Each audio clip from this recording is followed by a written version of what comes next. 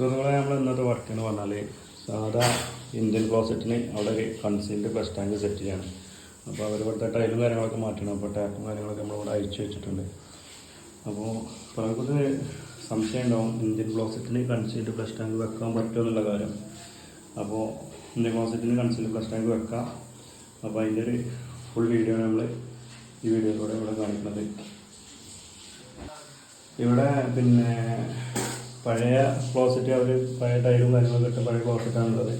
അപ്പോൾ നമ്മൾ ഇവിടെ ഈ ഹോൾസ് ഇവിടെ ക്ലോസറ്റ് ഫ്ലഷ് ടാങ്ക് ഇറങ്ങുന്ന സ്ഥലമുണ്ട്. ഇവിടെ ഈ ഹോള് അവിടെ ആ ഹോള് പിന്നെ ഗ്രൗട്ട് ഇറങ്ങിയിട്ടില്ലെന്ന് ഉറപ്പ് വരുത്തിയിട്ട് വേണം സിമെൻറ്റ് കൊണ്ട് ആ ഹോള് അടച്ചിട്ടില്ലാന്നുള്ള ഉറപ്പ് വരുത്തിയിട്ട് വേണം നമ്മൾ ഇത് ചെയ്യാൻ വേണ്ടിയിട്ട്.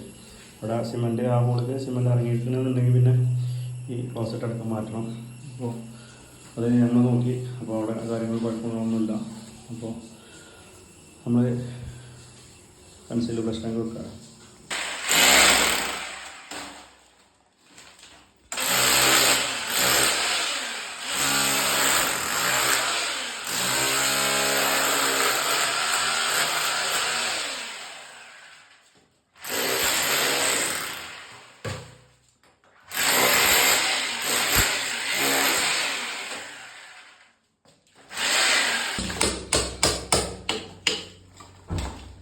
സുഹൃത്തുക്കളെ ഈ ടാപ്പ് അവിടെ ആ ടാപ്പ് പോകണ ചെയ്യുന്നത് അവിടെ ഉണ്ട്.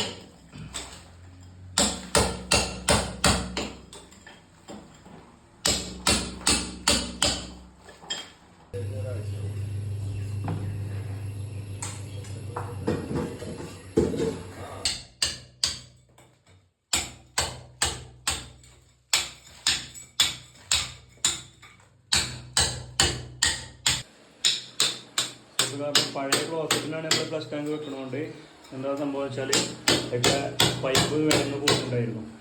അപ്പോൾ ആ പൈപ്പിന് നമ്മൾ 45 ഇട്ടിട്ട് ഉള്ളിലാക്കിക്കണം. അതേപോലെ തന്നെ ഇനി അവിടെ ചുടുവെള്ളത്തിൻ്റെ CPVC പോകുന്നുണ്ട്. അത് നമ്മൾ അങ്ങനെ അതിൻ്റെ ഉള്ളിൽ കൂടെ കിട്ടാൻ നോക്കട്ടെ.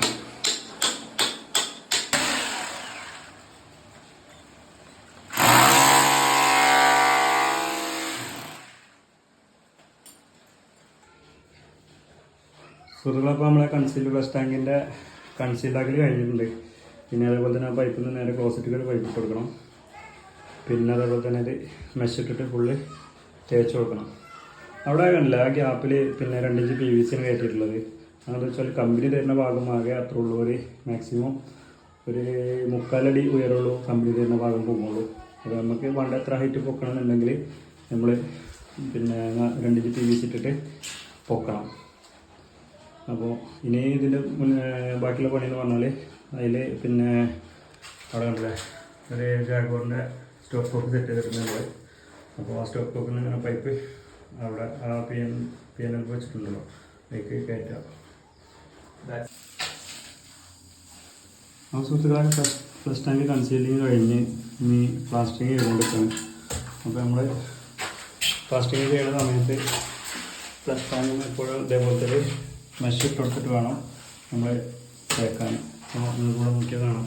ഇതേപോലെ നമ്മൾ ഇവിടെ മെഷ് അടിച്ചു കൊടുത്തിട്ടുണ്ട്. അതിന് ഗ്രൗണ്ട് തേച്ചിട്ടാണ് സിമെൻറ്റ് ഇട്ട് കൊടുക്കുന്നത്. സുഹൃത്തുക്കളപ്പോൾ കൺസീൽഡ് ഫ്ലഷ് ടാങ്കിൻ്റെ നമ്മളെ കുറച്ച് കഴിഞ്ഞിട്ടുണ്ട്. ഇനി നാളെ ടൈലർ വന്നിട്ട് ഇതിൻ്റെ മേലെ തന്നെ ടൈലൊട്ടിക്കും. ഇതിൻ്റെ പശ ഇട്ടിട്ട് ഇതിൻ്റെ ഒപ്പം തന്നെ ടൈലൊട്ടിക്കാണ് ചെയ്യണത്. അപ്പോൾ നമ്മളിവിടെ ഈ കൺസീൽഡ് ഫ്ലഷ് ടാങ്കിനായിട്ട് ഇവിടെ സ്റ്റോപ്പ് ഒക്കെ വെച്ച് കൊടുത്തിട്ടുണ്ട്. എന്തെങ്കിലും കംപ്ലൈൻറ്റ് വന്നാൽ ചെയ്യാൻ വേണ്ടിയിട്ട്. അപ്പോൾ എല്ലാവരും സപ്പോർട്ട് ചെയ്യാം.